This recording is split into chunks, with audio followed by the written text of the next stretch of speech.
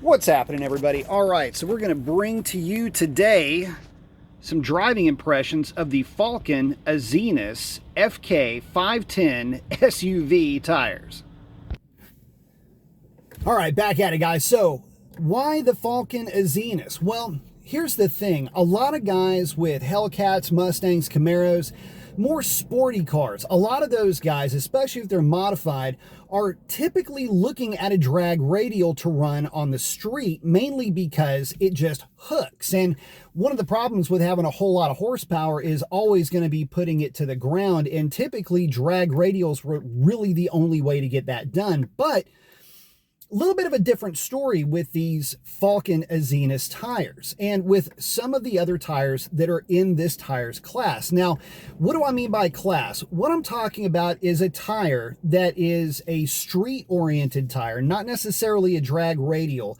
A tire with about a 300 or so tread wear rating. That could be, say, 220 to maybe 320. And a tire that's not necessarily going to break the bank either. This is the big part of this. Drag radials are typically about 33 to 40% more expensive than regular street tires. And at the time of this video, these Falken Azenis are only checking in at about 250 bucks a piece. Now, these are sized in 295/40/20s on a 10.5-inch replica wheel. It's a Demon replica. And the big issue that you have if you have one of these Challengers, and this is very specific to the Mopars, but there's not a good size drag radial to match up with the 275/40 fronts. Most guys will go with a 305/35, but it tends to be smaller in total diameter. And with the 315/35 being an identical diameter, but in many cases too wide, and it ends up rubbing. So the market is kind of lacking in a tire that will work well for a street setup that will handle all weather conditions, or at least summer conditions. And in this case, I'm testing summer tires against a drag radial, because let's face it, most guys aren't running these cars around in the rain. But that's another reason why I chose these Falken Azenis tires.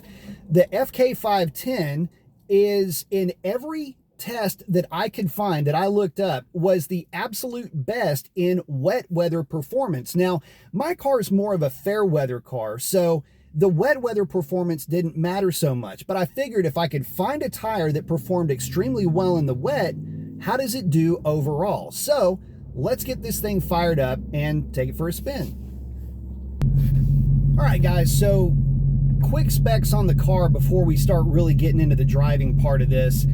2015 Hellcat, tuned by yours truly, 309 gears, and the temperature outside's just under 70 degrees, 68 is what it's showing on the Uconnect over here.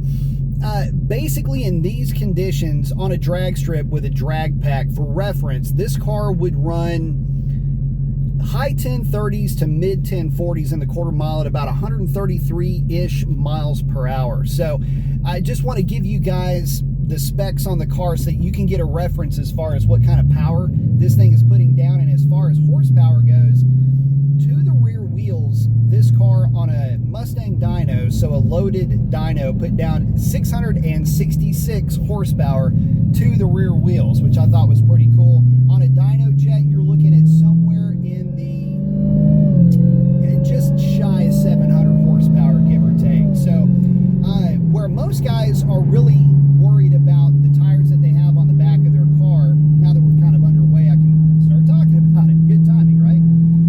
One of the key issues is just driving down the road and in passing performance.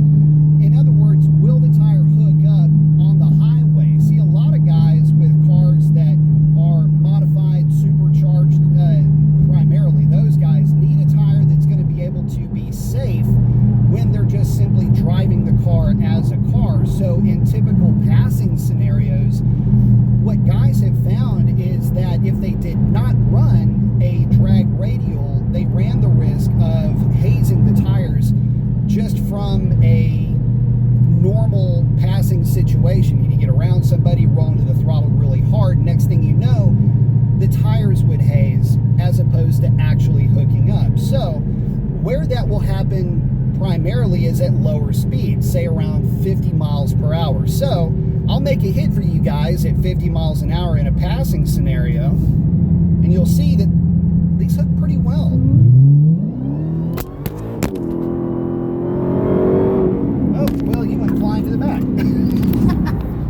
Hang on, let me get you guys put back. We're all doing this, we're doing this in one take, so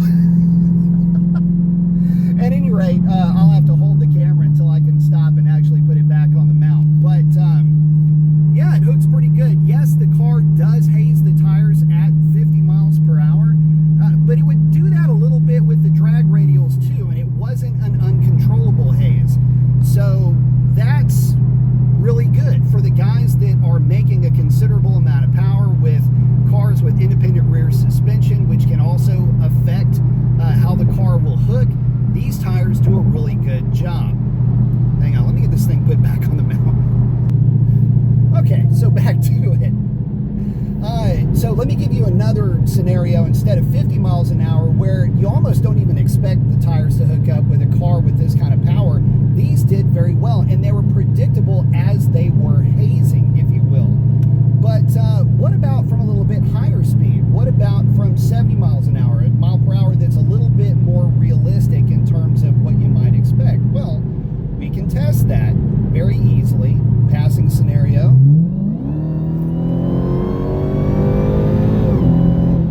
Again, very, very light haze, but nothing that you would ever consider to be spooky, scary, or anything else like that. It's just a nice progressive hookup that you'll find with these tires.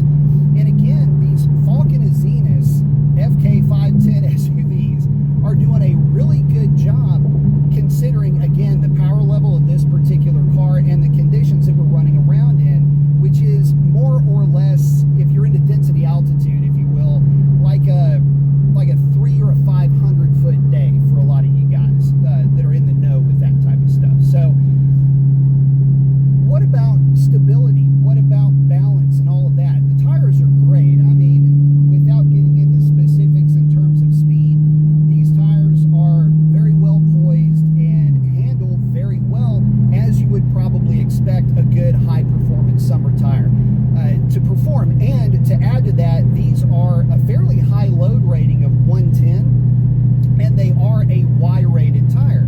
So maximum speed really is not going to be a concern for you guys as far as load. And if, like, for example, if you're putting these on an SUV, you would have no problem running these things in whatever application would require a tire this size, as well as a high performance application like what we're talking about here. So what are the pros?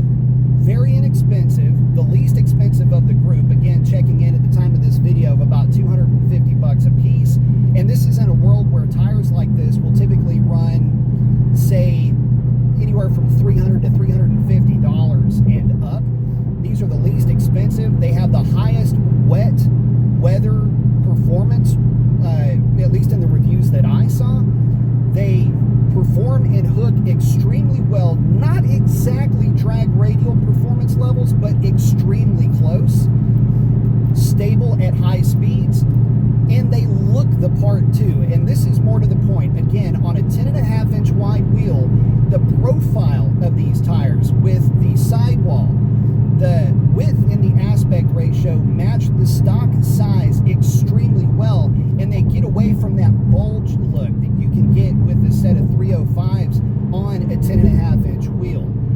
Oh, and one other kicker, I'm not cheating the air pressure down. The air pressure is, I will tell you right now, 37 PSI. So I'm running the car at